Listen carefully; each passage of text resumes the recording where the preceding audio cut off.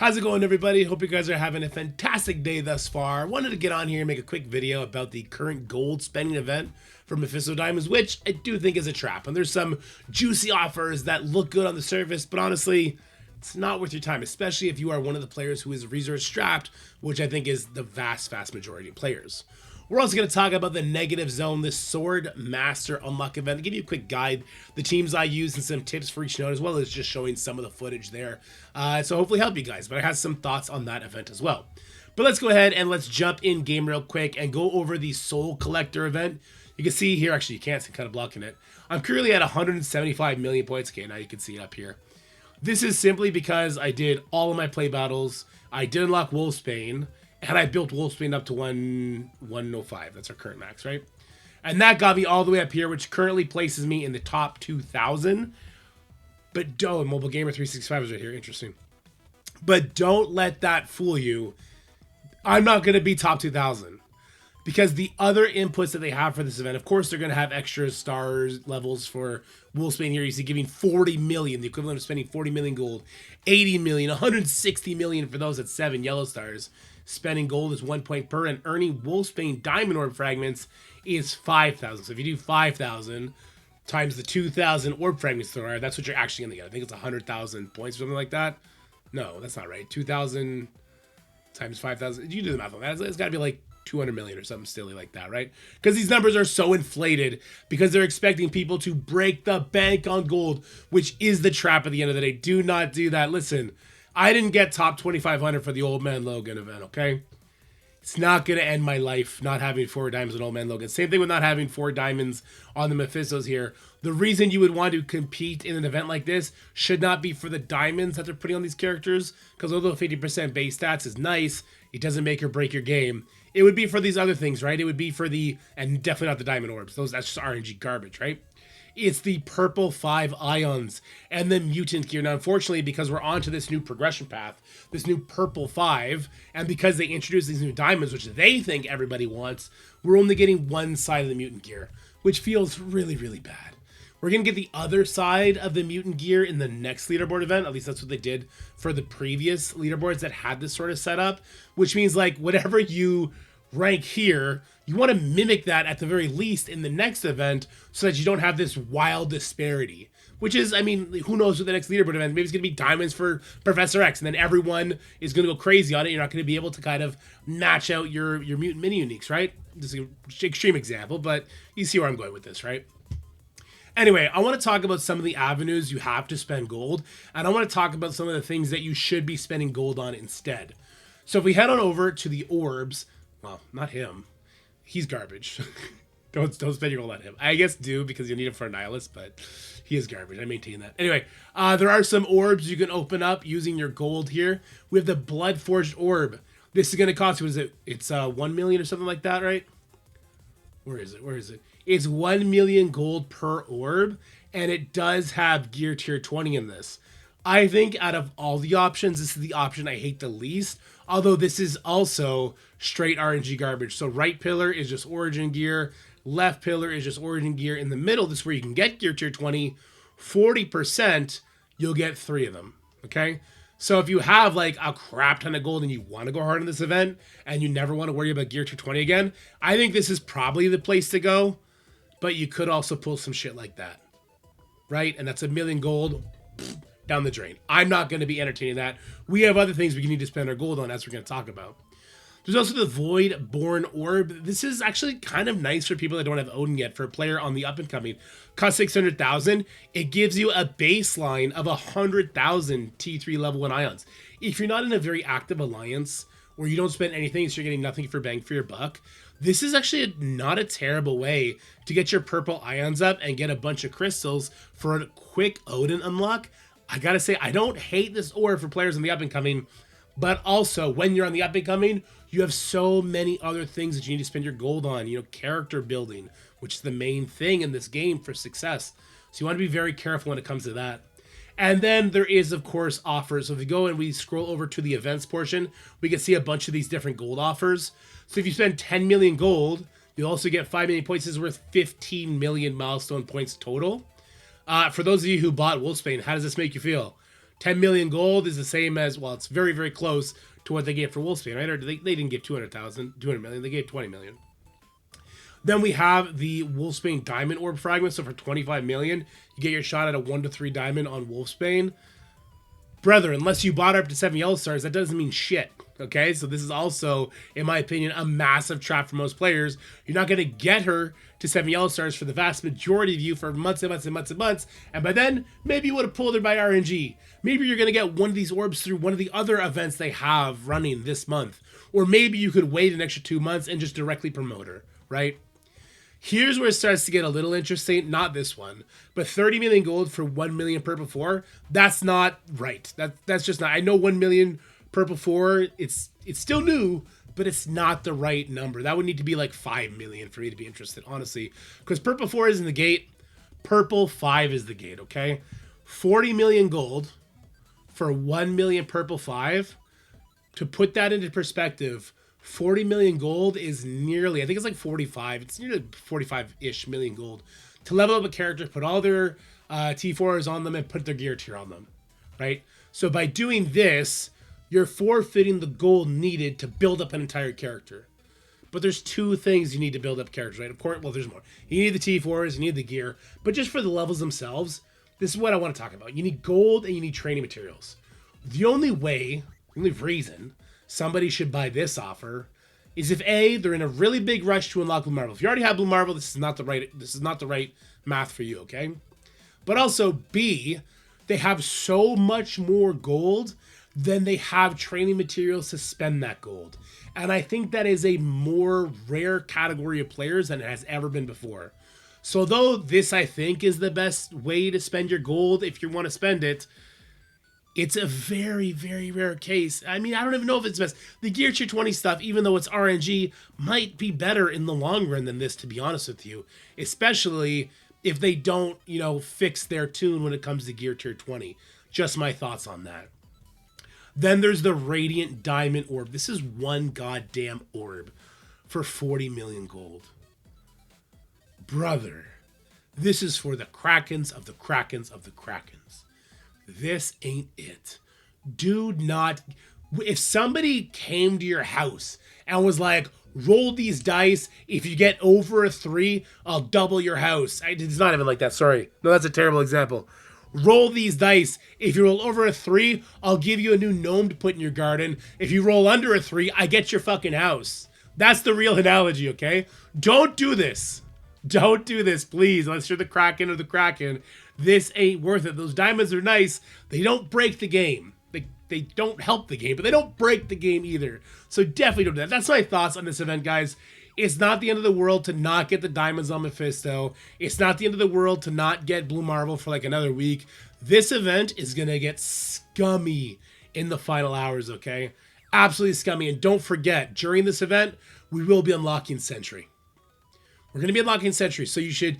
If you want to spend gold, spend it on leveling Sentry. That's what I did. I cored to unlock Wolfsbane. I got really lucky on a purple drop. I cored and unlocks Wolfsbane, and when I unlock Sentry, I'm going to use my gold on that. My gold is basically gone at that point. I'm not going to have enough to buy one of these 40 million things, okay? And if I did, I still wouldn't do it because I know Cannonball or Warlock are next, and that's 100% where you should be focusing your materials, okay? Do not be silly, and if you are silly, never bitch about gold again. You did it to yourself. You played yourself, right? All right, let's go ahead. Let's talk about some of this negative zone stuff, which I do think is a much more interesting conversation, something that we can actually, play into a bit. And just let me talk real quick about the rewards. This being the Swordmaster unlock. I have some thoughts on this being the Swordmaster unlock.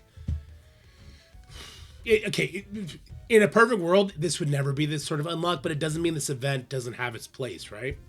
In the perfect world, yeah, I don't think they should have a character unlock be sort of gated by having the Vigilante team built really, really high and the other teams built to a usable level, because then an account that's like 3 months in, who normally will unlock all the new characters, can't unlock Swordmaster this way. They're going to have to do it via the Sigil store, which is still better than basically any other mobile game in the industry. But what makes Marvel Strike Force special is that we do unlock all the characters, right? If they wanted to put Swordmaster shards in here, if they wanted to put Steel Serpent or Lady Bullseye, it should be on top of the 100 base that you get for, you know, logging in for, what was it, for Lady Bullseye, and Hellcat was like log in for 7 days. I don't think we ever got the other 50 Lady Bullseye shards, which is also stupid. We'll talk about that in a different video. I do feel like the base unlock of these characters should kind of be just a login, you know, participation trophy, and then have events on top of it that can fast track you to a 4-star, and then you're going to want to core to a 5-star, even though 5-star and 3-star, there's basically no difference. People just feel better about that. It's like, it's just so weird. Don't exclude people by doing something cool like having a actual gameplay event where we get a meaningful shard amount. Don't exclude people the unlock. Just make it extra. That's what it should be. It should just be extra. But this event itself, it's not free. It's not like super impossible either. We're going to talk about the Vigilante doing the vast majority of these nodes, and then how to kind of stretch out your Fantastic Four to do the rest of them, which is great.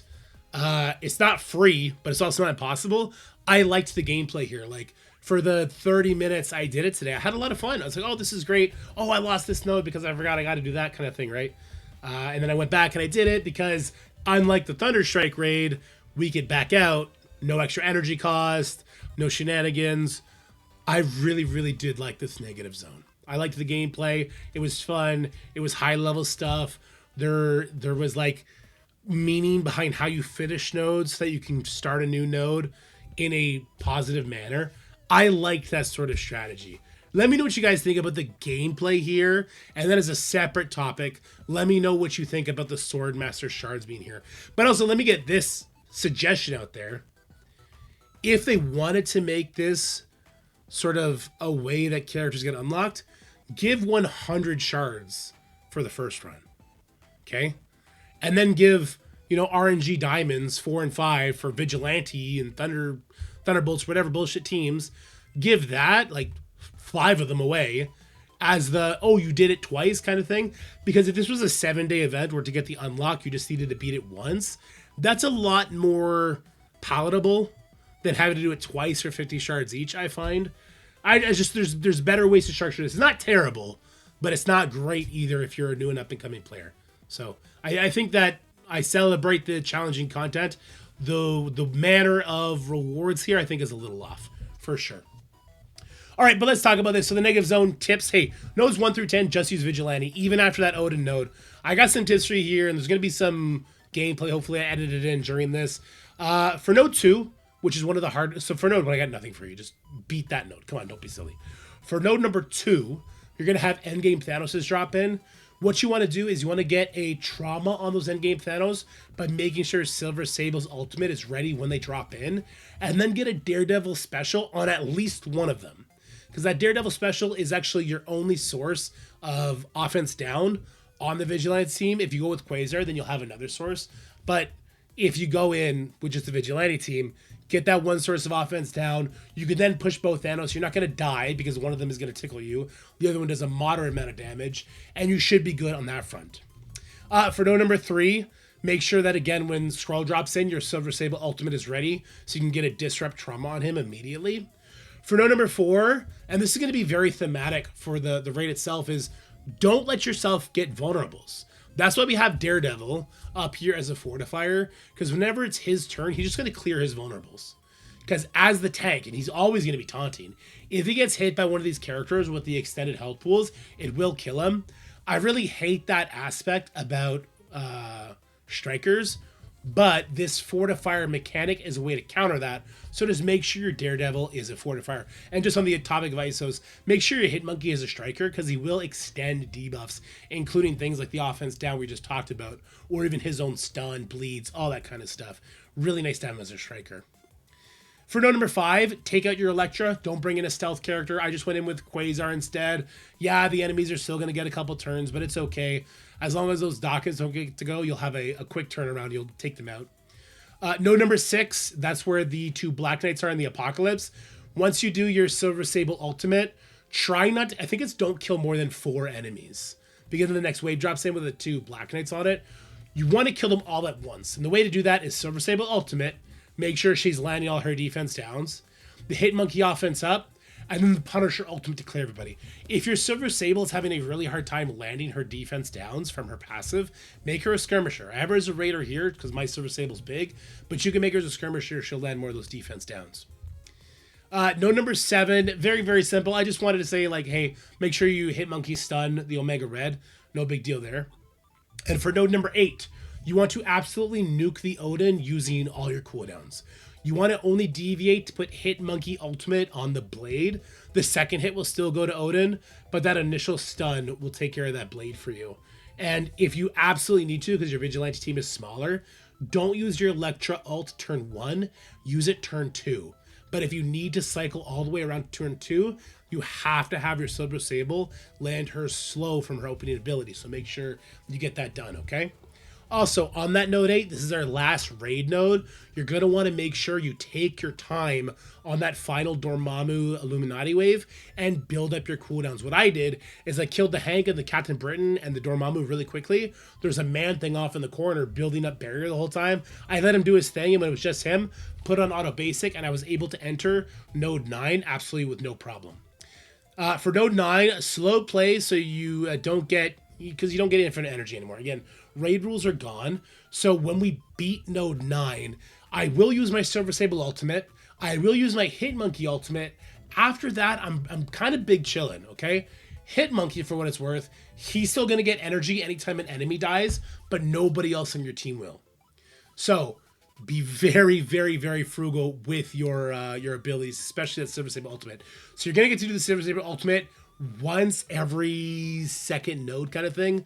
So I used it to start node 9, and then I had to wait, I think it was till node 13 until I was able to use it again, which is, it's tough, but you can get it done, okay? For node 10, the Black Knights are nerfed. They actually don't have charges off rip for some reason. So take your time. Take this time to rebuild your Silver Sable ultimate.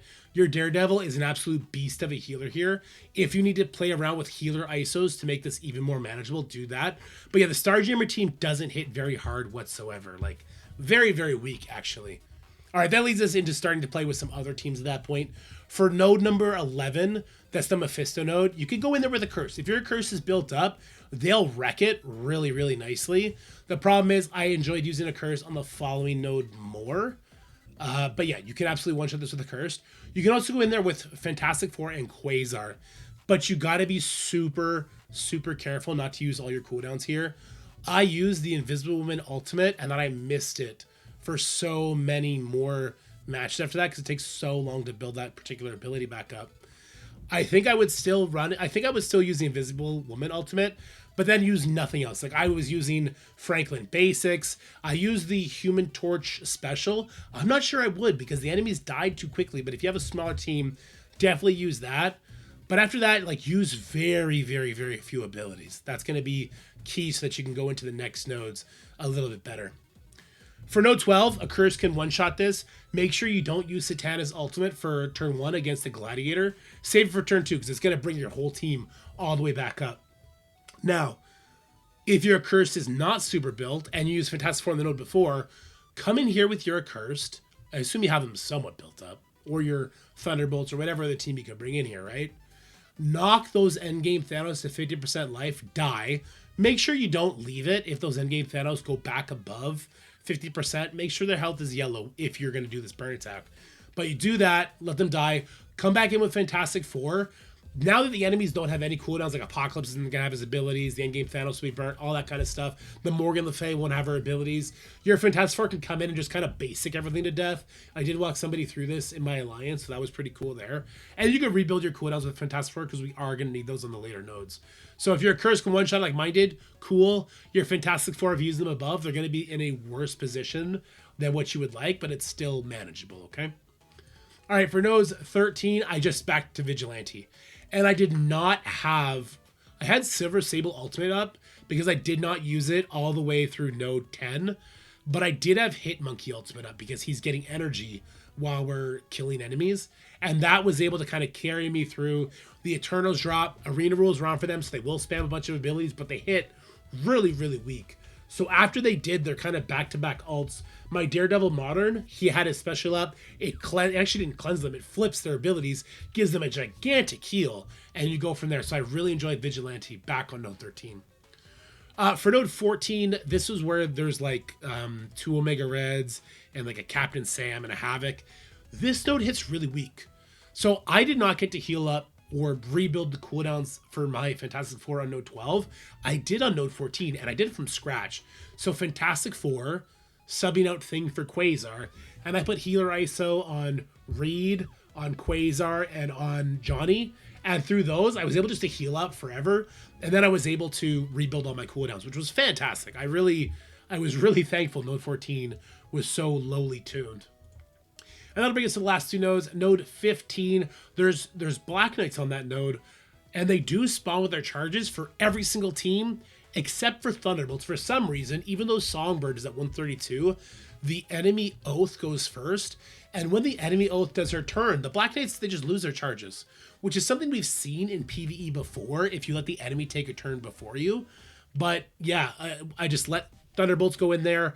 The Black Knight's charges just go away for some reason, and I just attacked with Thunderbolts. Now my Thunderbolts are maxed out. They still couldn't beat the node.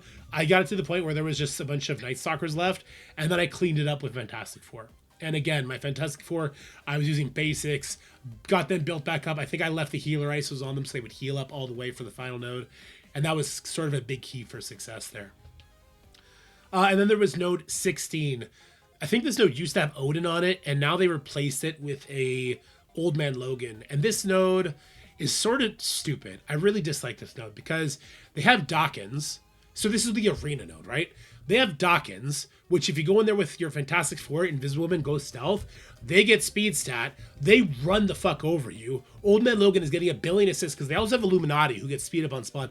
So it's like the tools we were given here, they countered it. And I think it's okay when they counter the team that we're supposed to use on the node, when it's on wave 2, right? When wave 1 is something that is manageable with our characters, and then wave 2 drops in and it counters you, but because you have built up momentum through the first wave, you can handle that problem. That's the appropriate way, in my opinion, to use the counters to the required teams. When it's on spawn, it really sucks. So I ended up doing a burn attack. I think I went in there with...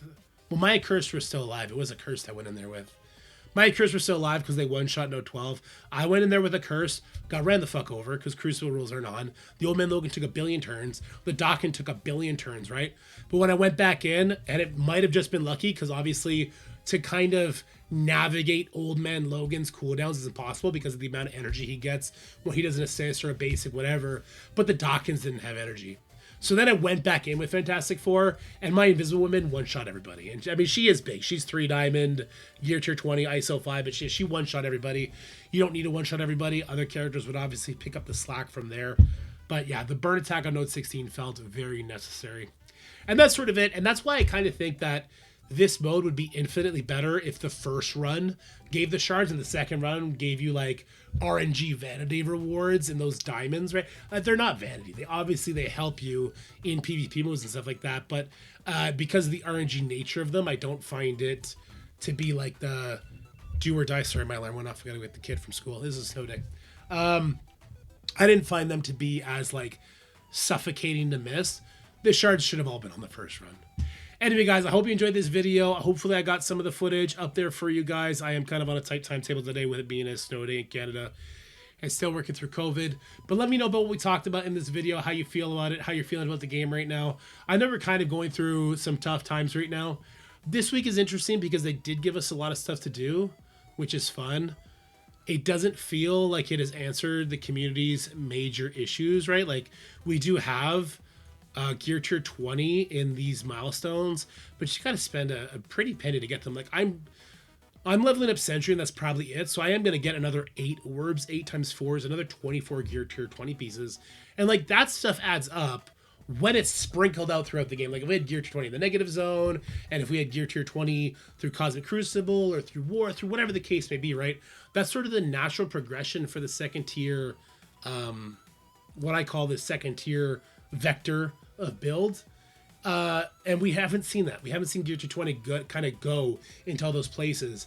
And the Gear Tier 20 increase that we got on the raids, I don't know. You guys let me know. Didn't we get a bigger increase in past progression paths? We got like a nice juicy 20% increase, but that's only if you're doing, oh no, this is not the right raid. That's only if you're doing the Omega raid, difficulty 10, 100%. That's the only way you're getting that 4,800. And even that doesn't seem like that big a deal. You have to have a lot of immortal weapons kind of pre-built at this point. A lot more people are going to start doing, 100% soon, but not everyone's there yet. I don't know. Let me know what you guys feel about everything we talked about here today. But for now, stay happy, stay healthy, have yourselves a wonderful day, and I'll see you guys next video. Bye for now.